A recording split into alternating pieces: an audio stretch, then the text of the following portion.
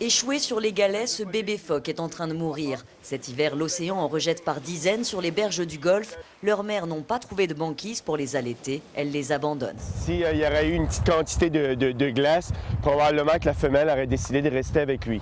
C'est l'une des conséquences de cet hiver exceptionnel. Aux îles de la Madeleine, les températures ont dépassé de 5 degrés les moyennes historiques, du jamais vu dans l'histoire du pays. Normalement, à ce temps-ci de l'année, tout le golfe est couvert de glace. Cette année, on peut voir où est-ce que c'est noir, c'est l'eau qu'on voit. Il n'y a aucune glace. Donc, c'est une situation vraiment inusitée. Ce que tu dis, Jérémy, c'est qu'il n'y aura pas de chasse.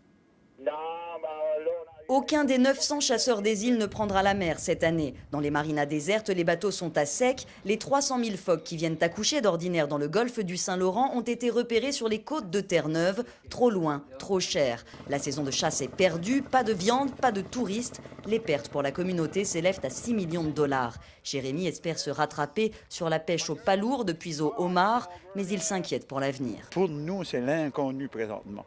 Moi, personnellement, comme pêcheur, comme chasseur, je sais que je vais devoir m'adapter.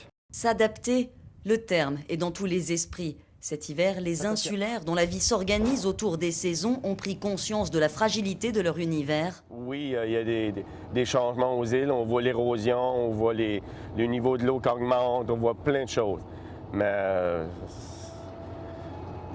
je souhaite vraiment que ça se passe pas comme ça aussi vite parce que sinon, ça va être la fin du monde assez rapprochée. Si la banquise ne protège plus l'archipel, dans 40 ans, le trait de côte pourrait avoir reculé de 80 mètres.